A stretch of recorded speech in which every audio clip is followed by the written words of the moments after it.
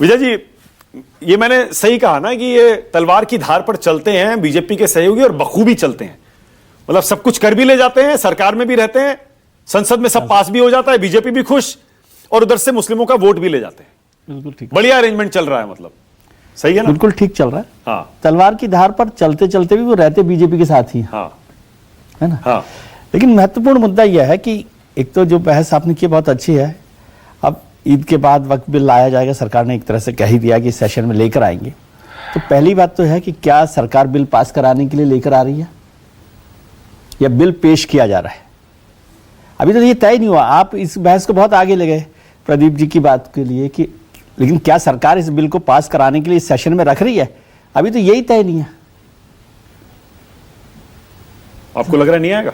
नहीं, बिल पेश हो जाएगा। बिल पेश होना और बिल को पास कराने के लिए लाना, पेश करके भूल जाएंगे, पेश कर देंगे, ठीक है। फिर उसके बाद जब बहस होगी, क्योंकि अब 31 तारीख को वैसी छुट्टी है हाउस की, 1, 2, 3, 4 का है, हाँ, किसी दिन बिल आएगा, उसके बाद करेंगे। अब बिल भी अभी मुझे नहीं पता कि वो रोहित अग्रवाल जी को बांटा नहीं, विनीत सिंह जी को बांट दिया और प्रदीप जी ने पढ़ लिया पूरा का पूरा।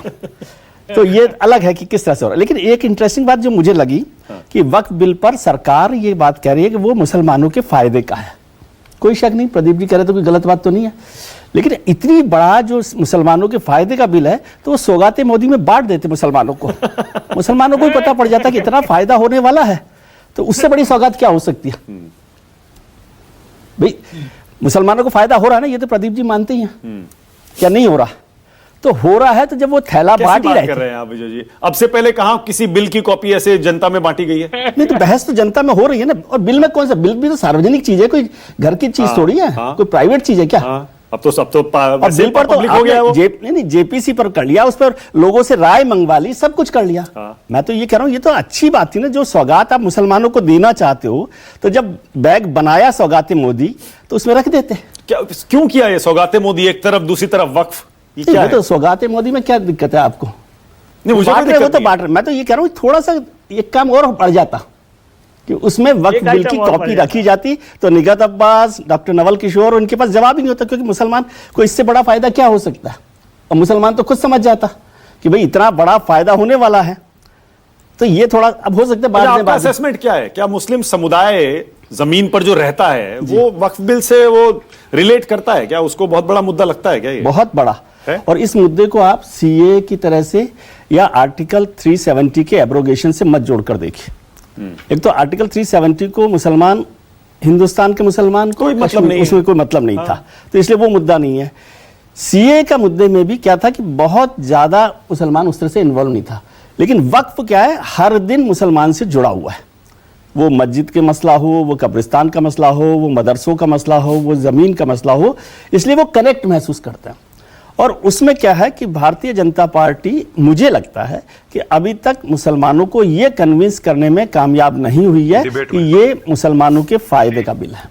और जो बात वहां पर कही जाती है कि ये अशरफ और पसमानदा मुसलमानों के बीच में, ये अशरफ मुसलमान जो प्रॉपर्टी पर काबिज हुए हैं और पसमानदा मुसलमानों का कब्जा नहीं मिल पा रहा या उनको फायदा नहीं मिल पा रहा, उसके लिए ये बिल है। तो क्या पार्टी को लग रहा है कि वो इस बात से माइनॉरिटी कम्युनिटी को कन्विंस कर पाई है कि भाई हाँ ये फायदे का बिल है? यदि होता तो अभी तक तो इतना प्रदर्शन हो रहा है, कम हो रहा है, ज्यादा हो रहा है। जब भी कोई इस तरह का रिफॉर्म किया जाता है विजय जी, तो कहां कम्युनिटी को कन्विंस करना आसान होता है? बहुत नहीं, बिल्कुल ये बात ठीक है, ये बात बिल्कुल। ट्रिपल तलाक की याद देख लीजिए आप। हाँ, ये बिल्कुल ठीक बात है। ट्रिपल तलाक जब आया कितना मुश्किल हुआ, उसमें ट्रिपल तलाक कितना विरोध हुआ। ट्रिपल तलाक पे क्यों करते हैं आप? हिंदू कोड बिल को भी याद करें। वो भी है, हिंदू कोड बिल पर जितने लोग आज ये धर्म के बिल पर जुड़े हुए बात कर रहे हैं, वो सब लोग विरोध में बैठे हुए थे संसद में, संसद के बाहर प्रदर्शन कर रहे थे, लाठियां चल रही थी, गोली खा रहे थे, वो सब भी हुआ था। तो इससे मैं सहमत हूं कि धर्म से जुड़े हुए बिल, लेकिन वो ज्यादा सेंसिटिव होते ना। अभी जो बात हो रही है कि सहयोगी दल, जिसमें जेडीयू है, रोहित जी की पार्टी है और दूसरी पार्टी चिराग पासवान साहब की पार्टी है, उनके लिए थोड़ी सी मुश्किल यह है क्योंकि बिहार में विधानसभा चुनाव हो रहे हैं। और या तो बिल्कुल पक्का पता प्रोफेसर साहब को भी और उनको भी, चिराग पासवान साहब को भी, कि नहीं मुसलमान वोट उनको ही देगा। रोहित वक्फ बिल जैसे ही पास होगा, मुसलमान सारा का सारा वोट एनडीए को देगा। तो अब यदि इतना भरोसा है तो फिर ये बिल ये विधानसभा चुनावों से पहले या इस सेशन के 4 दिनों में पास करवा ले, क्योंकि यदि भारतीय जनता पार्टी या इस सरकार का रिकॉर्ड देखे तो उनको बिल को पास कराने के लिए बहस कराने की जरूरत नहीं है। काफी सारे बिल जो पास हुए हैं इन 10 साल में, उन पर तो कोई चर्चा हुई नहीं है। एवरेज जो है 40 मिनट 35 मिनट की चर्चा हुई है, तो इस बिल को भी आप पास करा सकते हैं। तो इसलिए पास कराने में यदि कोई ऐसा रहा हो कि बहुत लंबी चर्चा की गई हो, और यदि ये एक्सक्यूज आपके पास हो कि आपने जेपीसी में चर्चा कर ली, तो जेपीसी में हुआ क्या है ये भी तो बताना चाहिए। बहुत विरोध आए हैं? नहीं, बहुत विरोध नहीं बहुत सारे आए, बहुत विरोध नहीं आए। पूरा का पूरा जो नॉन बीजेपी पार्टीज है वो सब उसके खिलाफ खड़ी है। पहली बात। दूसरी बात, जितने डिसेंट नोट दिए गए या प्रपोजल दिए गए सरकार के अलावा, उनमें से किसी भी एक भी बात को नहीं माना, जो आमतौर पर होता है कि सरकार नहीं मानती। लेकिन उससे भी महत्वपूर्ण बात कि उस डिसेंट नोट को उस रिपोर्ट में शामिल नहीं किया गया, उसको एनेक्सर के तौर पे। बाद में किया, पहले उस पर वो तो दबाव उसका बना ना एनेक्सर के तौर पर, बाद में तो वो बड़ा मुद्दा है। और अभी सबसे बड़ा मुद्दा यही है जो रोहित जी कह रहे थे कि अभी तो सरकार बिल लेकर नहीं आई है ना, क्योंकि जेपीसी को बिल मत मानिए। जेपीसी की रिपोर्ट कोई सरकार के लिए मैंडेटरी नहीं है। सरकार अपना बिल कैसे ला रही है, क्या पास किया है, क्या पास करके कैबिनेट ने उसको पास कर दिया है। अभी तो मुझे नहीं जानकारी कि कैबिनेट ने वक्फ बिल जो आने वाला है उसको पास कर दिया है क्या। यदि वो पास कर दिया होगा तो रोहित जी के पास होता ही, क्योंकि ऐसा तो नहीं है कि जैन जी को नहीं मिलता। हाँ, सही बात है ना। तो वो वहां पर बिल पास हुआ है क्या। तो अभी जेपीसी को अब वो बिल मत मानिए, वक्फ बिल।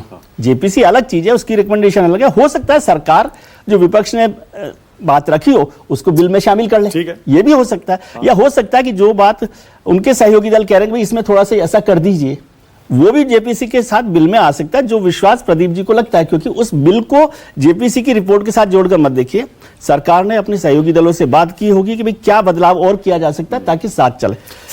सरकार एम्बेरस तो नहीं होना चाहिए, एम्बेरस नहीं होना तो इसका मतलब पहले से बातचीत करने के बाद ही उसे पेश किया जाएगा। जाहिर है, जब पास कराने का कॉन्फिडेंस होगा तभी पास किया जाएगा। पास कराना तो मुझे लग ही नहीं रहा अभी कि इस सेशन में इस बिल को पास कराने की सरकार कोशिश कर रही होगी। लेकिन सहयोगी दलों को अभी तो जब कैबिनेट में अप्रूव होगा बिल का, तो उस पर भी तो सरकार ने अपने सहयोगी दलों से बात की होगी। तो बहुत सारी चीजें हैं। ओके, ठीक है। अब प्रोफेसर विनीत सिंह, पहले आप बताइए, आपको रंगा सियार कह रहे हैं डॉक्टर नवल किशोर, कितने दिन रंगे रहेंगे, नंगे हो जाएंगे जल्दी, ये कह रहे हैं। मानक जी, हमारा तो रंग बिल्कुल पक्का है और एक जैसा ही रहता है, तेजस्वी यादव और राजद की तरह नहीं है। एक बात अभी विजय सर कह रहे थे कि सौगाते मोदी वक्फ अधिनियम जो संशोधन आ रहा है उसके रूप में दे देते हैं। मैं ये कहना चाहता हूं कि सौगाते मोदी तो पहला इंस्टॉलमेंट है, दूसरा इंस्टॉलमेंट यही है जो कि वक्फ बिल को संशोधित कर रहे हैं हम। क्योंकि अभी भी वक्फ ट्रिब्यूनल में 10,000 के आसपास लोगों ने, मुसलमान लोगों ने कंप्लेन करके रखा है, मतलब कि वो भी खुश नहीं है। तो दूसरा इंस्टॉलमेंट वही आने वाला है। अब बात कर ले राजद की, भाई क्षेत्रीय पार्टी है, बिहार से आती है, इसलिए बोलना जरूरी है। संप्रदाय की बात कर रहे थे, इनके मौजूदा प्रदेश अध्यक्ष जगदानंद सिंह कहते हैं कि जो तिलक और टीका लगाते हैं वो देशद्रोही होते हैं। पहली बात होगी। दूसरी बात मैंने कह दिया, तेजस्वी यादव ने टीका मिटा के इफ्तार में जाते हैं। अभी महिलाओं के बारे में बात करें, जरा बताएं कि राजबल्लभ यादव, अरुण यादव किस मामले में जेल में बंद है, अरुण यादव किस मामले में बाहर निकले हुए हैं, और तो और इनके जो सुप्रीमो नीतीश कुमार सर बोलने दीजिए सर, एक ही फ्रेटर्निटी से आते हैं, एक एक करके। Only minute, patience is a virtue, please keep it. बोलिए। मानक भाई, एक ही फ्रेटर्निटी से हम लोग आते हैं, प्लीज कीप द पेशेंस। और जहां के आपके सुप्रीमो एल्यूमिनस हैं, मैं वही का प्रोफेसर हूं, तो थोड़ा सा पेशेंस रखिए सर। अब ये बताइए सर कि लालू प्रसाद यादव जी कहते हैं प्रगति यात्रा पे की आंख सेकने जा रही है, ये महिला का कौन सा सम्मान है। तो हमारा रंग बिल्कुल पक्का है, और ये रंग जो है संतुष्टिकरण का है, ना कि तुष्टिकरण का। काम के बल पे वोट मांगा जाएगा, और मुझे लगता है कि मुसलमान बंधु भी इस बात को समझते हैं। जहां तक वक्फ विधेयक की बात है, यकीन मानिए we are going to pass this with flying colours. Again I am repeating it. तो इसमें कोई लाग लपेट की बात नहीं है। विपक्ष शोर मचाता रहे, हमें फर्क नहीं पड़ता है। ठीक है, रोहित अग्रवाल, रंगा सियार पे अब आप जवाब दीजिए भाई। रंगे सियार हैं आप, बोलिए। देखिए मानक भाई, कोई कुछ भी कहता रहे, एक बात बिल्कुल साफ है, हमने बिल्कुल अपना स्टैंड क्लियर रखा है। हमारी विचारधारा चौधरी चरण सिंह जी की विचारधारा है, जिसके अंदर धर्म पे राजनीति हमने कभी नहीं की, जातियों पे राजनीति हमने कभी नहीं की। हम खुल के बोलते हैं, जाति तोड़ो आंदोलन चौधरी चरण सिंह जी ने चलाया था।